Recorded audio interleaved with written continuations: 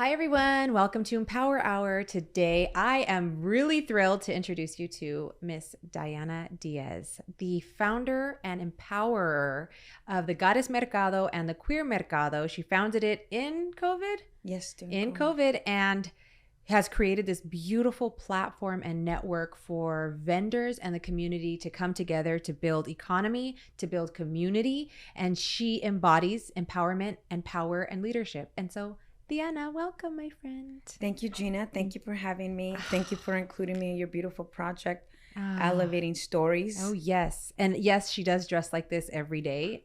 What a gift. What a gift. This is powerful. Look at this. We're going to talk about the headdress in a second, but I always start my podcast asking my guests, describe 3 adjectives that describe you. Adjectives. I would say that I am inspiring. I'm fabulosa. And oh my gosh, something else that, and stylish. Yes. Very true. I got stuck there. It's okay. And I know there's so many more, but just the first 3 that came to our mind. Yeah. So where'd you grow up? Who was Diana? Who was little Diana? I grew up in East LA. I'm still there. My parents purchased a home in City Terrace, where your mom's from, but they are immigrants from Mexico. They came when they were teenagers for good opportunity, better opportunities, and they created their home in City Terrace and raised me and my 3 siblings there. My parents didn't speak English, and they didn't have a lot of skills to enter a thriving workforce.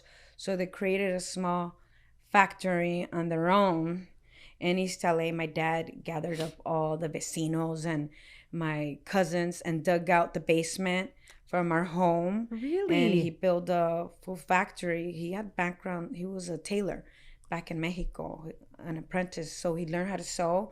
And he learned how to make bedding manufacturing, and pillows. And I grew up street vending on Cesar Chavez back then, Brooklyn Avenue. So he used to take all 4 of us to swap meets in the streets.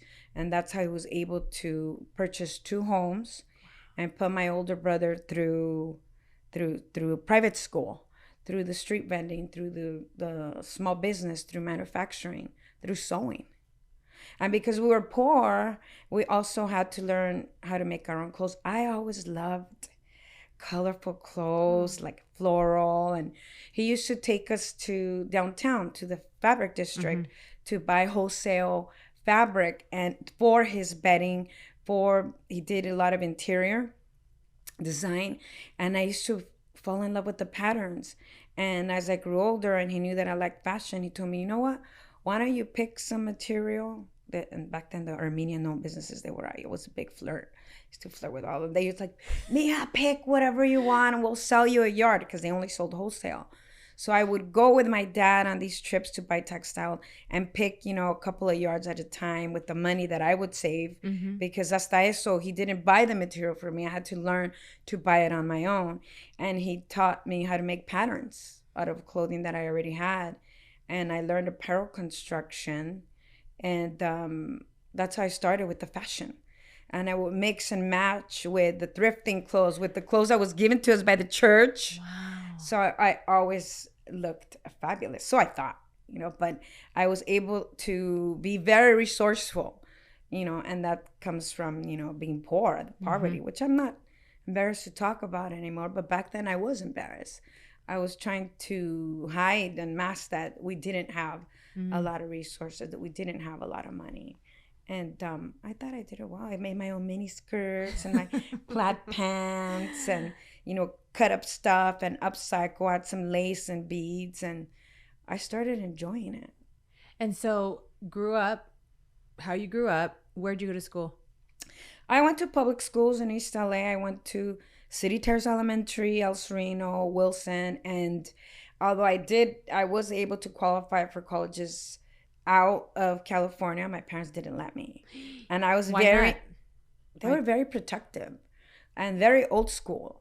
And, I have to, this is how old school. We were watching novelas when I was little, and there was this lady that got pregnant, and she didn't live with the guy. Uh-oh. And I asked my mom, how did Uh-oh. she get pregnant? And she doesn't even live with the guy. She was like, oh, it's because she put on his calzones. I was like, what? I was like, why would she do that? I was like, why would she do that? And she's like, I better never wear any guy's calzones. I was like, I'm never going to do that. And it was so crazy because we would, right? That is the funniest thing I've ever heard. She lied to me growing up. And even when I would wash my brothers, because my sister and I would wash all my brothers' clothes, we would iron all their clothes, even their curtains. She would make us, we were like slaves. And in our teenage years, we rebelled. But I remember folding their clothes, and I was like, ooh, I would keep the underwear far away. I was like, I don't want to get pregnant. Hell no. But that was it. That's how they would educate you. That was it. And, So they didn't let you go away to college? No. And there was so much shame with sexuality. They shamed women that wore makeup, that dyed their hair. But you wore miniskirts. But I did. But I would make them a little long. And then when I would get to school, I would pull them up, I would hide, but, I was sexual. I did feel attraction, but I used to hold it in because I was our culture teaches us. And she'd tell me, you're dirty. Yeah. And they would tell me, you better, you can't have a boyfriend till you go to college. And if you lose your virginity, no man's going to want you. And these are my parents. This is who I believe. This is how I grew up believing that. And she told me, oh, and if you get married and you're not virgin, he's going to kick you off the bed. And I pictured myself being kicked off of a bed. I was like, oh my God. So yeah, isn't that terrible? But we laugh and it's kind of incredible, but that is very much the old school cultural, and not just Latinos, but in a lot of cultures, that you're a dirty girl, don't sleep with men, don't embrace your sexuality, something's wrong with you if you do. That's not what a good girl does. Something's wrong with you. She would tell me, ¿Qué te pasa? No. Estás loca. And I actually thought, I was like, what's wrong with me? Why am I like this? And I was hiding. I was hiding. I couldn't tell her anything. We couldn't even read books that had a picture of anyone like making out, or the Fabio books. Remember the romantic novels? She would put them away. She would take them from us. And we used to go to church. We were church going. So that was my experience growing up. And once I got to college, I went to Cal State LA. Okay. She used to drop me off college in front of school, and she would pick me up. She knew my schedule, and I listened. I was a good girl. Till one day I had this assignment. I went with this cute boy to the library. I lost track of time. I was like, oh my God. And I think I was like 40 minutes late, and I ran out to where she picks me up, and she wasn't there. Back then there was no cell phones. I got my ass beat. No. So I stopped sharing the program. I stopped sharing my schedule, and I started lying to my mom. But now that we have a great relationship, and I always call her, I say, you know what, Mom? You were a lie. Mentirosa, I tell her. She was like, oh, she tells me that she was trying to protect me. And she was. Like, that's all she knew. That's all she knew. So I've made it my mission now to be more open. I'm a school counselor. Yeah. And I became a teacher and a school counselor in my community. And, I talked to the parents that I'm working with in Boyle Heights and East LA. They all reminded me of my mom and dad. Do you still see that very much in the culture? Yes. Even today with Gen Z children being raised by families? The families now actually are a little more expressive, social media. They're learning more. They're scared, and they're trying to figure out ways of how to talk to their kids without pushing them, without giving them ideas. That's the experience that I have with the parents. Parents are more open. But when I first started working as a school counselor, parents had a lot of shame. When there were no social media, a lot of shame in sexuality, LGBTQ community, even admitting that they didn't have documents. There was a lot of shame. And even though you can tell that my accent, I'm from East LA, the families that I was working with, they were like, ¿Usted es mexicana? Really? Yeah. Why? Can't you tell?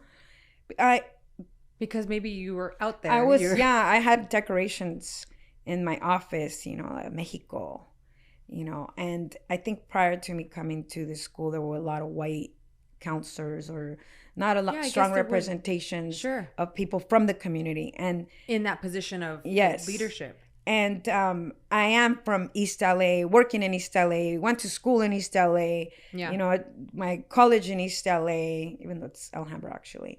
So I was very proud of actually sticking it out and finally creating opportunities for myself within my community. Yeah. Even though I dreaded it at first, I was dying to leave, especially because of my experience with my parents.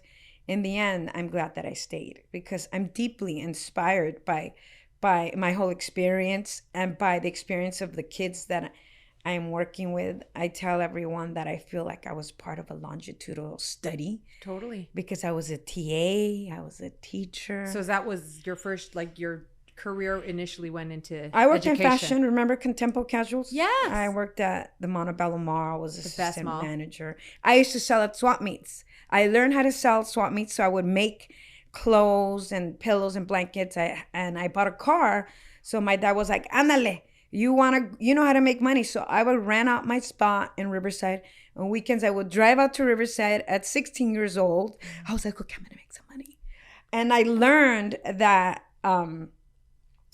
dressing myself, wearing my lipstick, my earrings, being all fabulous, being flirty, that would increase my sales. So I would have great sales. And as soon as I finished paying off my car, I stopped going out to the swap meet. I have a car now. Now I can get a job around here. And I ended up working at the mall. But I learned that through poverty, through, having strict parents that didn't hand me everything that I wanted. I had to figure it out, sometimes with mentiras, but I did. And, I learned to really love my community because my community loved me. My neighbors embraced me. They loved me. The kids that I worked with, their parents, I will run into them at the local market, at the liquor, at the taqueria, And I tell everyone that the best thing about that is that, sometimes you get a free drink or extra salsa, an extra taco, That is a big deal. That's a big deal. Huge deal. That's love. Of course. So that's I do the way feel, they show their appreciation to you. I feel really loved. Okay, so I want to, we could talk about so many things, but for today's podcast, I want to talk about where Goddess Mercado and Queer Mercado was born. Where did this come from? And what is it for people that don't know what it is and don't necessarily know the Latino culture, East LA culture? Walk us back to the beginning, what it is, why you started it. Well, it's my whole experience growing up and realizing that I can start a business on my own, that I know how to make money on my own, that I don't have to work for anyone. But during the pandemic, I started a purse business. I used to, before the pandemic actually, when I was trying to make some money in college, I knew how to make money, so I started making purses. My dad was working part-time for an interior designer. He told me, you know what, they're throwing away big stacks of really beautiful fabric. Wow. Maybe you could do something with that. So we would go out in the evenings and dumpster dive and pull out amazing tapestry, satins, beautiful stuff, tied up, from the cuttings, ready to go. So I started making purses out of velvet, and back when Anna Nicole used to have a show, everything was like furry and pink and satin shiny. So I was making purses with beadings and sequins, and I would sell them at the Melrose Outpost. And I was making some decent money until I met this girl that worked for Wet Seal. And she's like, hey, can you make 800 of these? I was like, yeah. Crossing my fingers, I was like, yeah. Of course. And I went home. I was like, Dad, I got this opportunity. What do I do? She mailed me the vending instructions like this big. I was already teaching. And I went through them. And my dad put an ad back then, La Opinion. We found some ladies that were seamsters. My dad and I stayed up 2 in the morning. Like we launched the purses, and they were at Wet Seal and Art and B, and they sold. What? And the buyer pitched it to me. She said, if you give me a line sheet, I will order for you, but you just have to have it ahead of time. I didn't have any experience. I didn't have the money. I didn't realize that in fashion and retail, they pay net 60 2 months after they received my product. So by the time I got my money, it was gone. And I was discouraged. Sure. You know, I didn't know who to ask. I didn't have a network. So you didn't know any business owners. You didn't. I know didn't, anyone. other than my parents. You know, I was very sheltered, and I was teaching, and I was in a credential program. So I stopped. But I maintained the relationship with this woman. They gave me the opportunity. She was like, "Come on, Diana, you have the skill. You have it." You know. Well, I got married. You know, I had my child. My child was born with profound deafness. I fell into depression. You know, we ended up divorcing. I had to get through all that. But while I was at home depressed, raising this deaf child, I was like, damn, I need to funnel my energy into something positive. I was over drinking. I was overeating. Wow. I was overindulging Sure. to escape. You're depressed. You know, so I went into manufacturing the purses again. And I had a little bit more resources then, so I started doing the leather. I started popping up and meeting all these women that were popping up, listening to their stories. They were similar to mine. And I was very inspired and empowered. But my experience was also that I was being exploited. I didn't feel that some of these markets were fair. The fees were excessive. I didn't feel like it was in an environment where the person that was leading had the best interest for me. So, and the vendors and I used to talk about it, right? Okay. We did the food and wine festival, and we were like paid $400. So, and that's a whole day. No. So during the pandemic, you know, I had already had my online store and launched my tooled line and having fun with that. I put the website on hold because I was nobody's. And this was your purse. These were your purses. My leather purses. Okay. My tooled leather. So I put the website on hold. I was like, nobody's gonna buy from me. We're gonna be on lockdown. Who's gonna shop? But little by little, I started getting private messages like the story of Oniso. Everyone went wild shopping. It was like, I need this purse. I'm buying this gift. I'd rather buy from you. I need to see. Yes. So I was doing all these curbside sales. And right before we were coming out of pandemic, when I reconnected with all these women, you know, I was working out at a local gym that had a cute little parking lot. And I hit up the owner and asked him, hey, would you let me have a little pop-up here, just community-based, non-exploitative, minimal fee. We'll just pay you for being here. So I charged all the ladies $50, and it was 13 vendors in March of... And they all did different... They sold different things. Yeah, they were all my friends. Some of them were new. Some girls I had recently met. Some of them were former students. I was like, put a label on that shit. Get out here. Let's make some money. Let's have some fun. Yeah. Well, our first market, we had like 1,000 people show up. In that parking lot. And I think everyone killed How'd you advertise it? Within our network, just Instagram with our families by DM. And there weren't that many markets that were starting up at that time. So everyone was eager to get out. Yeah. But that was deeply inspiring. All of us expanded our lines, our product. And, you know, the experience that this pop-up, the owner right away doubled the price. They saw an opportunity to make money. And that's fine. Sure.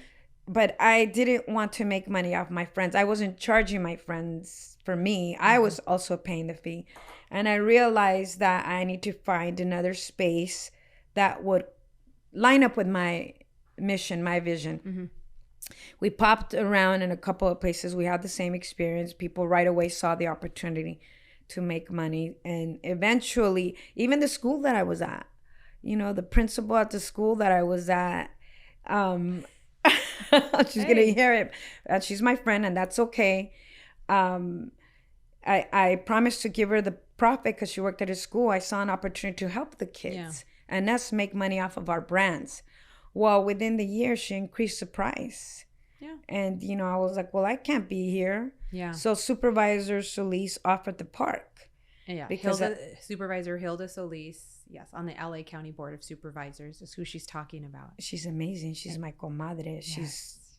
She's amazing Latina powerhouse. The narrative. Changed the game. So she reaches out to you. She reached out to me, her team, and they brought me over to the Civic Center. Because they had seen what you were doing in the community. They reached out to you. I was burning out because I recruited a group of volunteers, and we were all kind of doing it for free. I was providing a couple of stipends, but It was too much. And you were paying personally out of pocket for all this? So initially, yes. And I had another organization, a nonprofit organization in the making that let us borrow their insurance and, you know, their resources, their graphic designer. You know, I didn't do it alone. Like, it was a whole community of people that helped me. But in the end, when we went to the Civic Center, I no longer had to pay rent.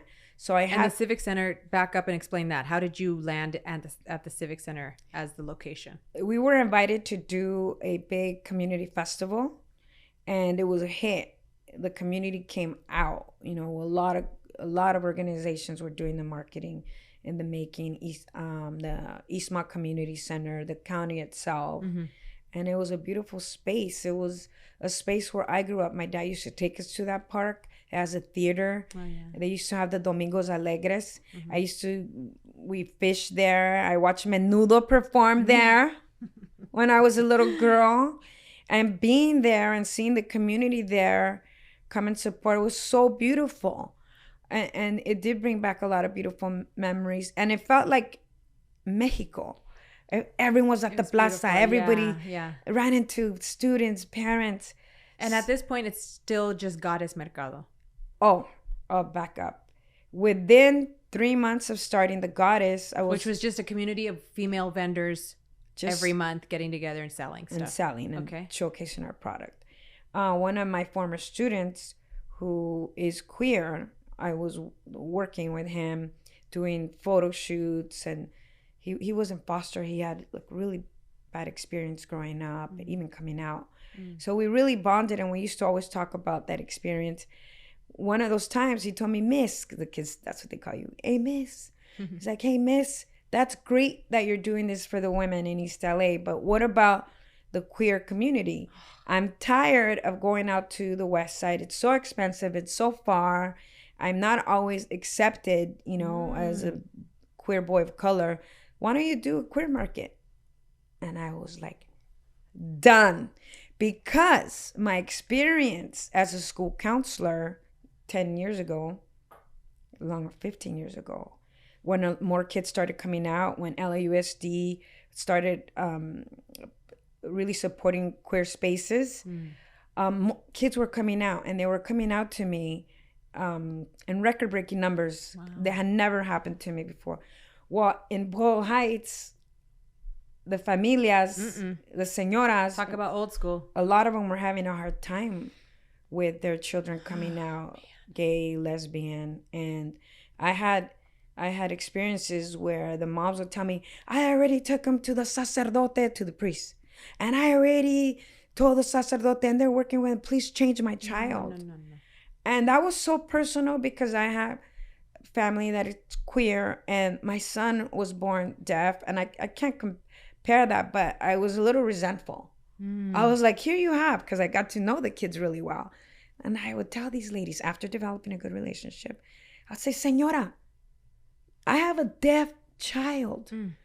I would totally trade places. You have a perfectly healthy, intelligent child, and you're trying to change them? Oh.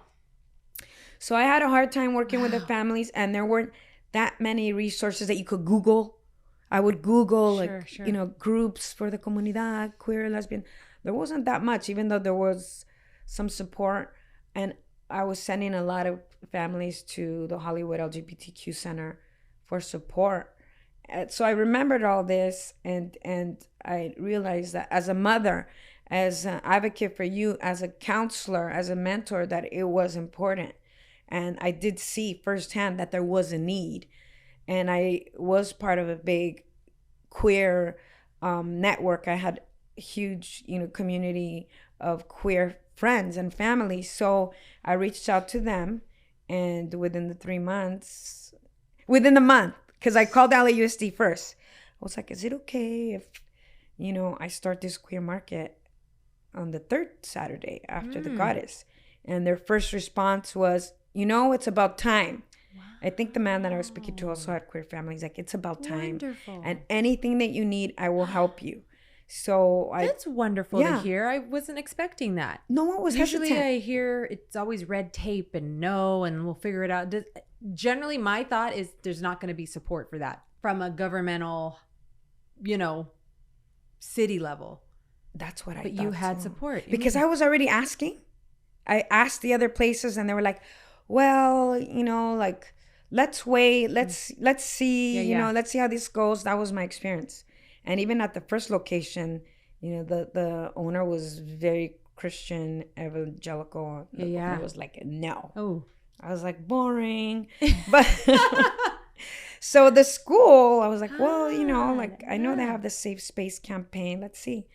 And within 3 weeks of me asking, I was like, they said yes, let's get on it.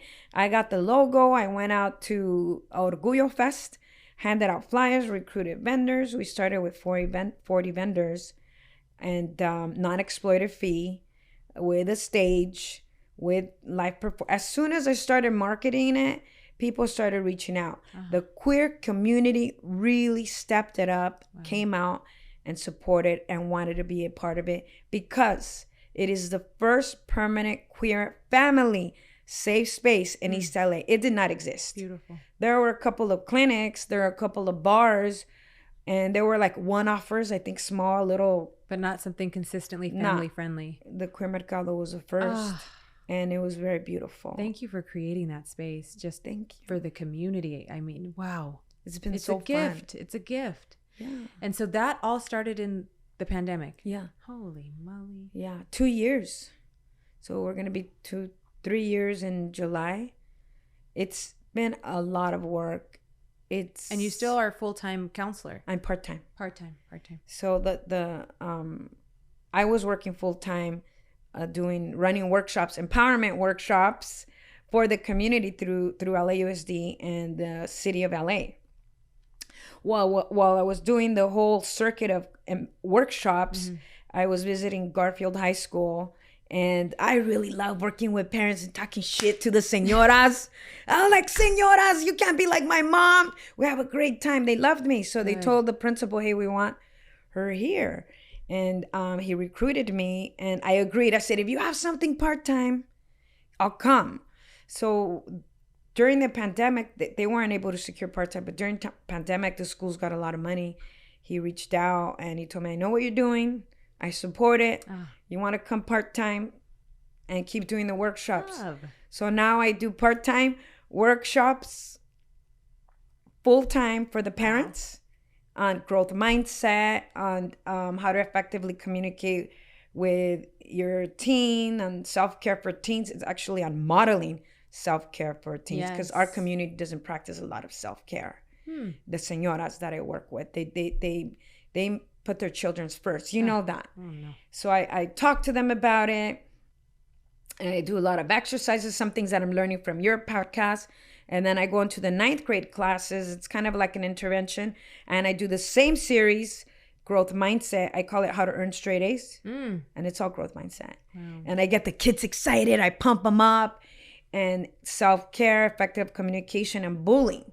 And how bullying starts at home and how they are a reflection of their home. I don't pitch the markets at the school. You know, I focus on really the empowerment, but I'm becoming recognizable in the community. The moms know that I'm running this mercado. A lot of them are a part of it. And that's what building community is, right? That you're visible. I like that I'm visible because it holds me accountable. I have to behave. You know, I have to look good. I want to exercise.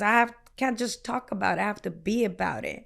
And it's inspired me to cut back on drinking and overeating and being more disciplined with my exercise, with my family, with my community. It's been challenging. I was going to say, is it easy? Because I know a lot of people listening hear this and they all want to. I want to lose weight. I want to live better. I want to take care of myself. We hear that. I want to. Is it easy to do?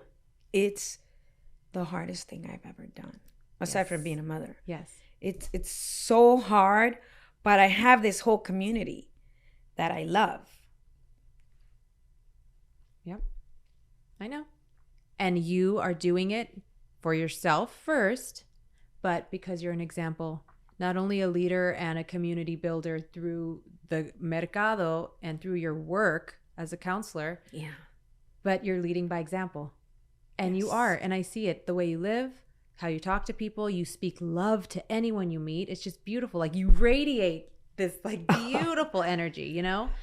And so you're right, because what good would it be? What good would the messaging be? It'd be helpful. But if you were like falling apart and overweight and not healthy, you know, and they'd be like, well, she's not really like that. So, you know what I mean? Like it diminishes the power of the messaging.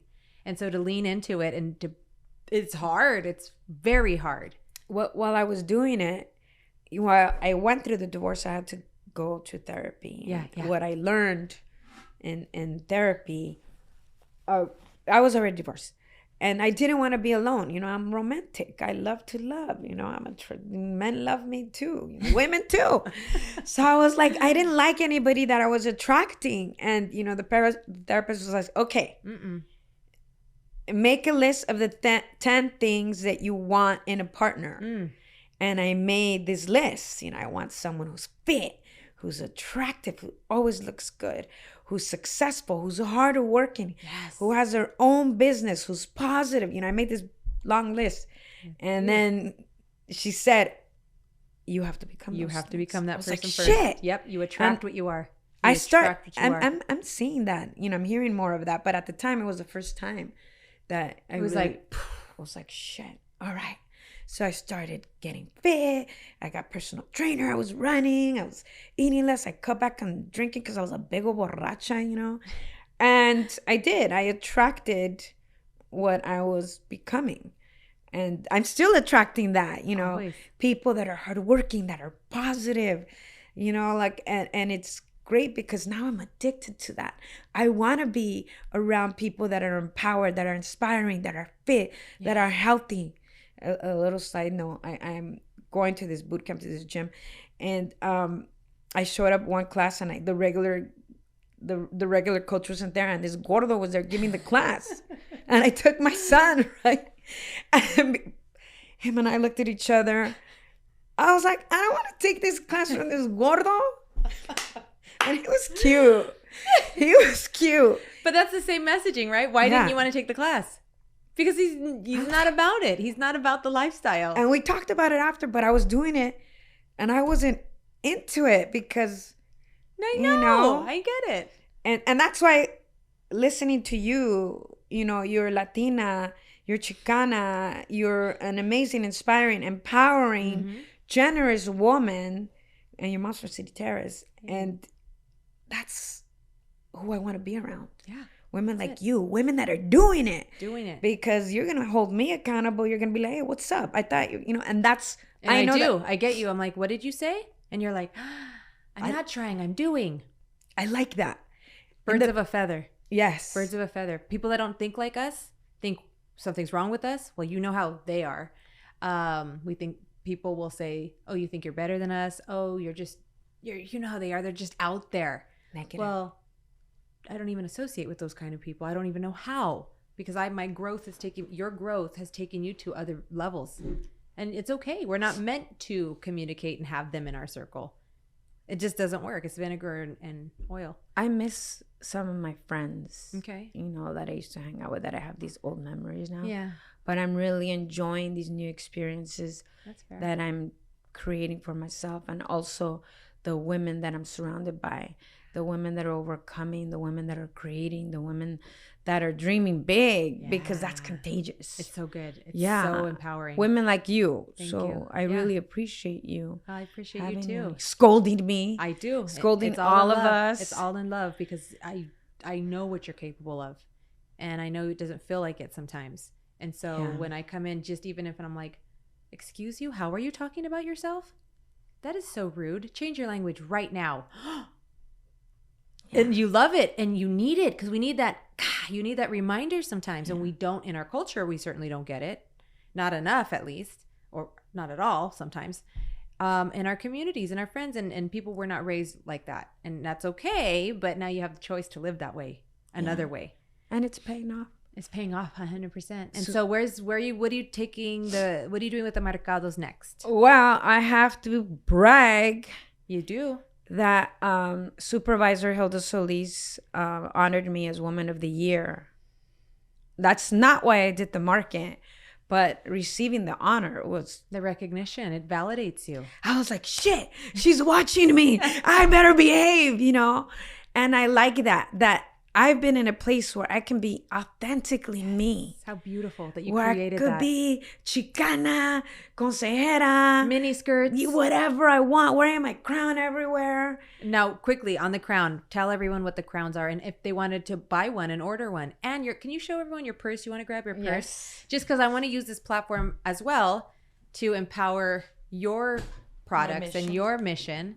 So quickly, if you are inspired by the headpiece or the purses, and I own 3 of her purses, which are insanely gorgeous, my work bags, I go nowhere without them. Where can they find these beautiful products? Well, you can follow me at Mexi Chic Crafts. Spell it.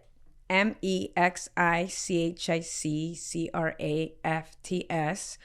Or you can find me at the Goddess Mercado and the Queer Mercado. You follow our handles, or you can look us up on Google, our website, at the Goddess Mercado or at the Queer Mercado, or at our flagship store. It's a Latina Collective in El Sereno, where Gina visited recently. It's amazing. The Goddess Mercado Boutique. Oh. It was started by 13 women. But I started wearing the crown because we started doing fashion shows. And at the Mercado, we needed something fun for the women to do to kind of pivot. You know, we didn't just want a typical market. And we rolled out some butcher paper, and one of the goddesses made the crowns because it's the Goddess Mercado. Yeah. Well, after she made the crown, I ordered a dozen. I started wearing them everywhere because I know that it's so important that you are walking advertisement. And I'm learning in my leadership and my growth and my self-empowerment that it's so important to exploit your uniqueness in service of others. So I know my heart and I know my mission, so I don't mind exploiting myself. And I'm attracting women that do like what I do, so I don't mind being a little extra now. And I show up with a crown everywhere I go. And people are like, excuse me, who are you? Yeah.